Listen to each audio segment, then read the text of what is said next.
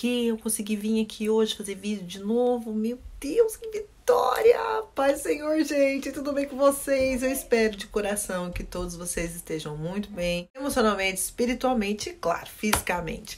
Vamos aí para o nosso 3/40, né? Do propósito que eu tô aqui no meu coração. Eu espero que a gente consiga dar continuidade, espero que esse propósito realmente tenha aí um diferencial na nossa vida, né? Hoje eu fui lá ler, né, os 2 devocionais. Tô fazendo os 2, né, como eu falei pra vocês ontem, que é do Rick Warren, que é 40 dias na palavra, e desse Rodney, são um casal de pastores, tá? Do Rodney e da Michelle, que é o repensar a sua vida, a perspectiva divina. O texto hoje do Rick, ele foi assim, bem didático, bem falando que a palavra de Deus merece toda a sua confiança, e ali ele deu vários significados, tanto de questão histórica como dentro da própria palavra de Deus, de que a palavra de Deus é digna de toda a nossa confiança. Essa maneira maravilhosa que é colocada em Hebreus capítulo 4, versículo 12, que a palavra de Deus é como uma espada afiada que vai no mais profundo da gente, a divisão de alma, de espírito, sabe? Juntas e medulas, né? Que ele coloca ali.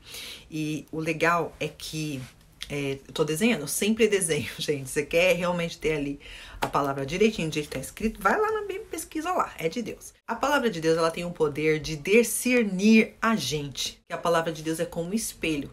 Ela te mostra você mesmo, inclusive as coisas que em você mesmo precisa ser mudada. Esse é o poder que tem a palavra de Deus, transformação de vida. Um dos versículos que eu mais gosto da Bíblia, acho que eu falei ontem aqui, que é ali no primeiro capítulo de Tiago, versículo 25, se eu não me engano, que fala: a palavra de Deus, a regra, a lei, o evangelho tem a conduta perfeita para o ser humano seguir. Se você ouvir bem essa palavra, guardar ela no seu coração e colocar em prática, Deus vai abençoar tudo o que você fizer. Então, ele tá falando mais ou menos sobre isso no terceiro dia do devocional, 40 dias na palavra de Deus. Então, aí eu fui para aquele do Rodney e da Michelle, eu tô íntimo deles, repensar a vida. Essa palavra tá forte no meu coração, esse negócio do repensar, sabe? E repensar com base na perspectiva divina e não do mundo. Qual que é a palavra que vem hoje lá do devocional, repensar?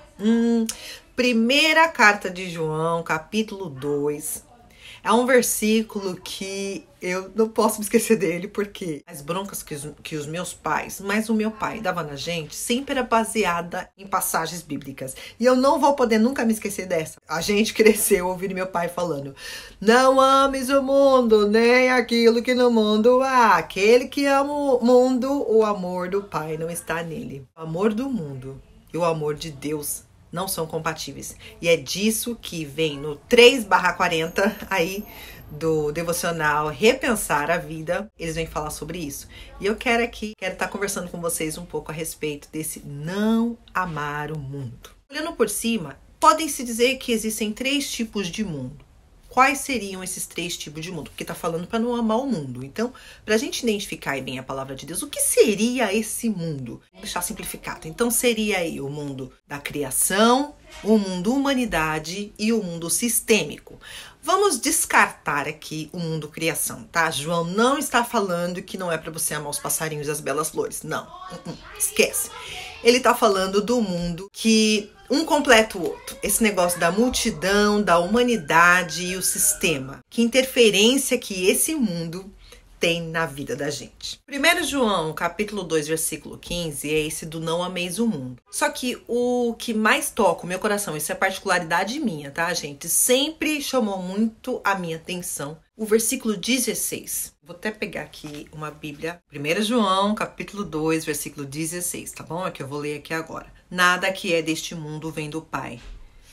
Os maus desejos da natureza humana, a vontade de ter o que agrada aos olhos e o orgulho pelas coisas da vida. Tudo isso não vem do Pai. Na Bíblia, com o texto num estilo mais original, mais antigo, vai falar da palavra concupiscência. Eu fui pesquisar, não seria exatamente pecado, mas seria algo que te leva para o pecado, como se fosse uma tentação. Então ele fala do pecado da carne, seria um desejo físico. Isso aí estaria relacionado mais ou menos com comida, né? A gula. Pecados em relação à vida sexual, preguiça, querer dormir demais, entendeu? Estaria relacionado às coisas de ordem física, coisas que a gente quer fazer para se sentir bem. Aí ele vai falar do pecado dos olhos, querer ter aquilo que os olhos estão vendo. É pecado você querer ter um carro, uma casa, uma roupa legal? Não, não é pecado. Só que lembre que a gente está falando de concupiscência. E por último ele vai falar do orgulho. Eu diria que esse pecado tá tudo conectado um com o outro. A gente fez aí um vídeo esses dias falando que no Raiz de Pecado, lembra?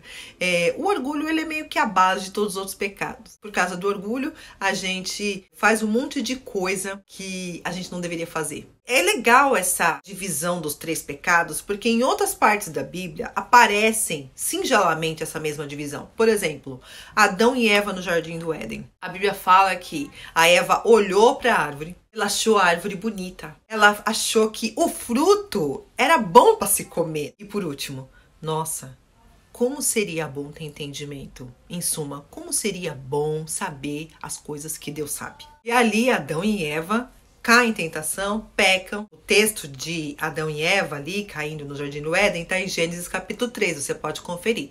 Aí vem Jesus, Mateus capítulo 4, sendo encaminhado pelo Espírito Santo de Deus ao deserto para ser tentado por Satanás. E ele também é tentado nesses 3 quesitos. Está com fome, é filho de Deus? Transforma as pedras em pão. Aí o diabo fala assim, se você é filho de Deus, faz o seguinte, pula do alto do pináculo do templo, você não vai se machucar, porque quando você cair lá embaixo, os anjos vão te guardar e nem o seu pé, nem o dedinho ali vai ser ralado no chão. Quer dizer, o diabo queria ali que Jesus fizesse tipo um espetáculo. Uau! Imagina Jesus caindo lá de cima do templo e chegando lá embaixo, assim, flutuando. A pessoa falar, uau, realmente ele é filho de Deus. Seria um pecado de orgulho isso, né? E por último, o diabo fala assim, se você me adorar, se prostrar diante de mim, eu vou te dar todos os reinos da terra. E aí seria o pecado em relação ao que os olhos veem e querem e cobiçam. A gente precisa estar bem vigilante, porque o que João está falando aqui é que nós não podemos ter amor por essas coisas que são do mundo. Hoje, quando eu estava fazendo estudo sobre esse texto, eu encontrei, assim, lá no topo do devocional, era uma foto da Times Square, uma multidão de gente que eu já tive privilégio de passear na Times Square, de dia, de noite, eu amo VUCA o tempo todo. Eu lembro de uma vez que eu levei meus filhos lá e eles ficaram, e tava de noite, e eles ficaram olhando assim, os prédios lá são bem altão e todos com bastante luz, com bastante propaganda. Quase todo mundo tava que nem eles. Naquele momento o Espírito Santo de Deus me deu uma palavra, ele falou assim, olha aí, você vê como as luzes, as cores chamam a atenção das pessoas. Como as pessoas se perdem nessa distração. É fácil de você chegar ali e assaltar uma pessoa e roubar, tirar uma carteira dela, um celular. Porque as pessoas estão tão distraídas com as luzes, com as cores, com as propagandas que elas piscam, sabe? Me veio uma comparação daqueles mosquitinhos que eles vão até a luz e aí quando eles chegam na luz, eles morrem queimados porque tá muito quente a lâmpada. Veio essa palavra no meu coração sobre as luzes, as cores, os sons que o mundo usa para que roube a nossa atenção daquilo que a gente jamais poderia deixar de ter atenção, que é no Senhor guiando a gente. Porque Jesus fala que eu sou o caminho, eu sou a verdade, eu sou a vida. Para você andar nesse caminho, você não pode ficar sendo distraído pelos prazeres que o mundo traz para você, que são todos ilusões. O versículo 17 do 1 João 2 vai falar que o mundo passa, e todas essas concupiscências, o pecado da carne, o pecado dos olhos e o orgulho da vida, tudo isso vai passar. Só que aquele que permanece em Cristo Jesus, aquele que continua olhando para Jesus, autor e consumador da nossa fé, ele permanece para sempre. Existem muitas coisas que querem chamar a nossa atenção no mundo. Muitas coisas. Poucas delas são eternas, gente. Pouquíssimas delas são eternas. Por exemplo, quer ver uma coisa que é eterno? Deus e a alma das pessoas.